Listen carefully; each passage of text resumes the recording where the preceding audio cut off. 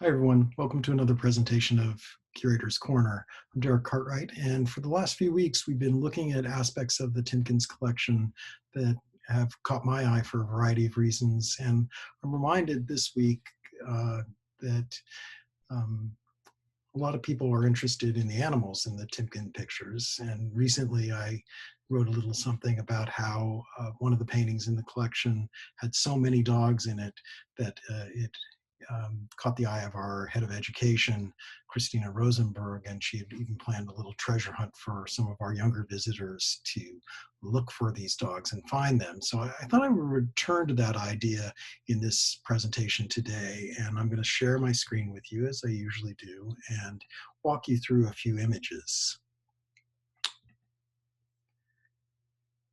This is the painting that Christina had mentioned in her treasure hunt. It's a work from the 17th century by a Dutch artist named Willem de Witte, and it's the interior of the new church in Amsterdam. And it's a space that had been converted to a much more public and um, uh, trafficked space in the 17th century.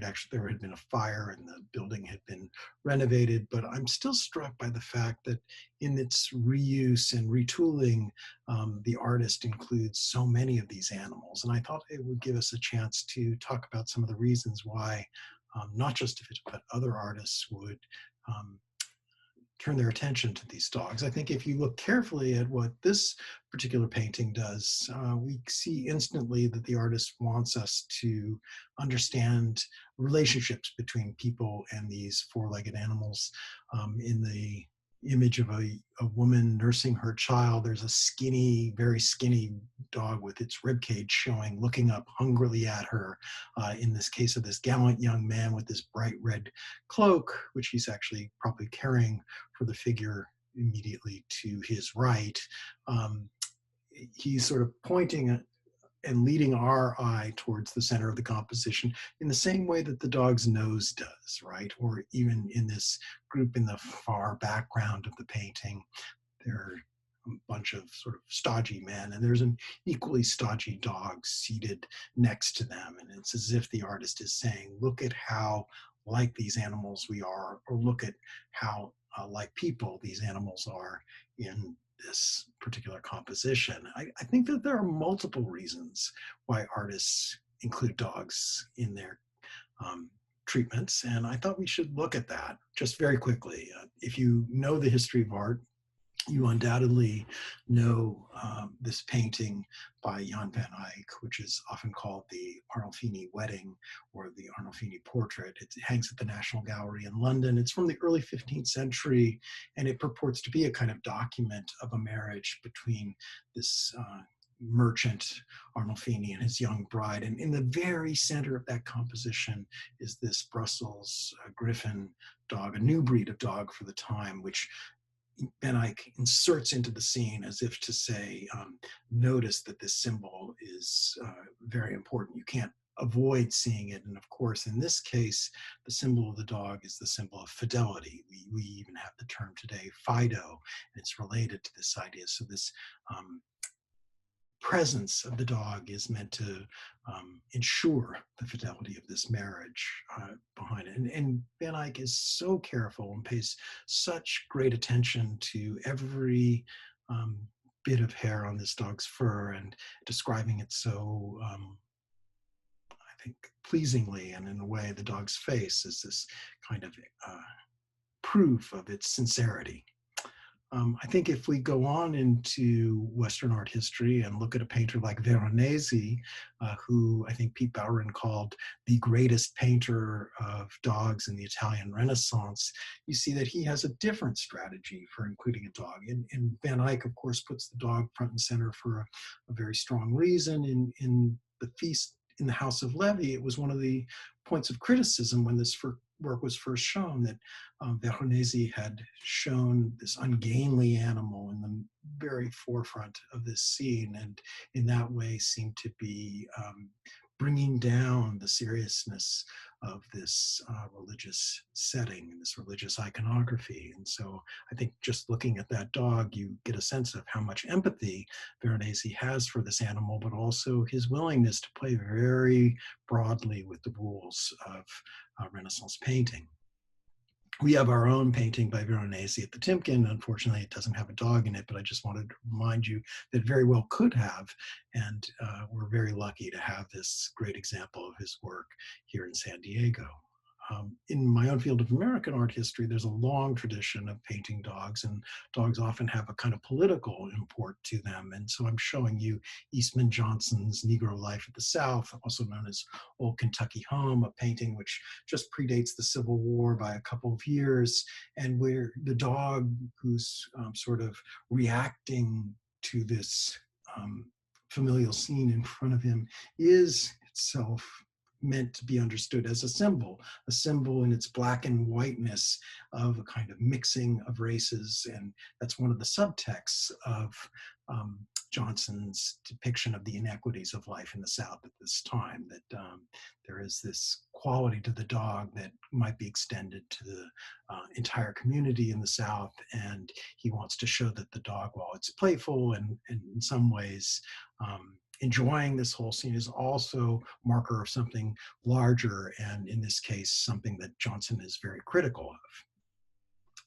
of. A painting like Claude Lorraine's Pastoral Landscape, also at the Timken now, gives us this good working dog, and this is a fantastic example of what Claude did with his landscape practice. We know that this dog is so important to him that he includes it even in the sketches that led to this painting. So the dog was always part of this figurative group, the herdsman leading these cattle across this small body of water. And so the dog has a kind of commanding presence, and certainly was important as a working dog in this overall conception of Claude's. Quite different, I would say, from the way that Nicholas Mies shows this snarling little, I guess it's a King Charles Spaniel or something like that, who's reacting to something it sees outside of the picture. Maybe not us, but to some presence that it's not happy about. It's clearly a yappy dog. And while the sitter, in this case, this unknown lady, looks back towards us and sort of acknowledges us, the dog is meant to be reacting to something nearby, but not us.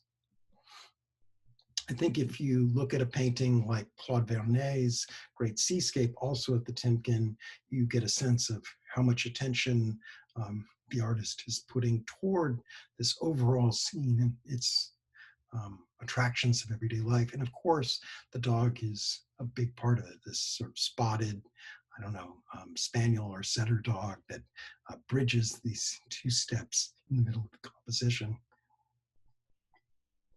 It's meant to draw us in, and unlike the example I just showed you, it looks right back at us and sort of acknowledges our presence as a way to invite us into this crowded dock scene that we see in front. Similarly, the dogs in Luca Carlavaris's Piazzetta at Venice, one of the places where, as I mentioned before, Veronese and others really proliferated the paintings of dogs in Renaissance art.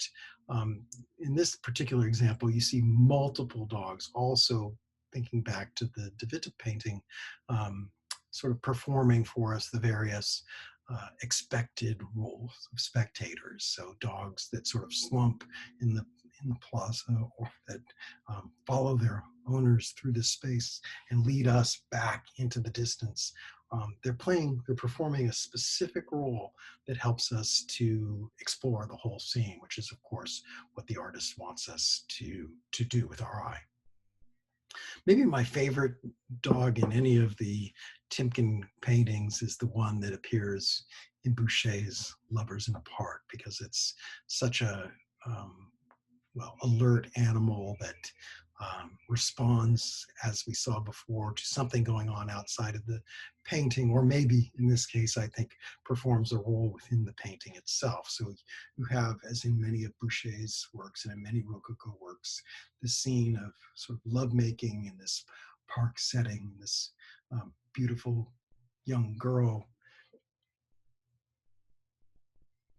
and a young man who's putting flowers into her hair. They're interrupted in the middle of their recreation by this other young maid who walks in, and there's an exchange of glances, right, between the young man and the young woman, and it's as if this perfectly happy situation is being disturbed by the appearance of someone new, right? And the dog is uh, responding to that first. And so in a way, he's performing the concern that the woman who's also seated with her arm draped over the young man's leg, the way the dog's paws are draped over this stick in the foreground, sort of just coming to awareness that somebody is intruding on their idol.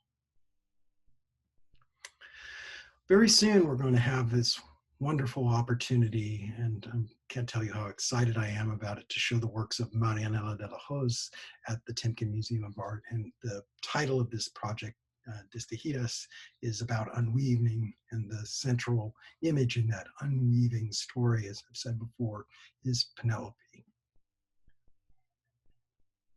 So in Marianela's depiction of Penelope, who's in the process of unweaving her tapestry, as the work progresses, there's this incredible, beautiful dark dog that seems to be absorbing the line, the red through line, this almost vein that courses through the painting.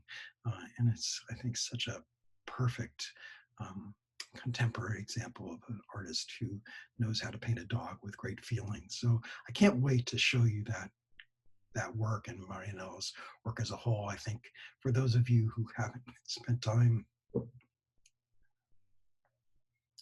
looking deeply at the Timken's pictures, I hope that this presentation will give you a chance to think about them again.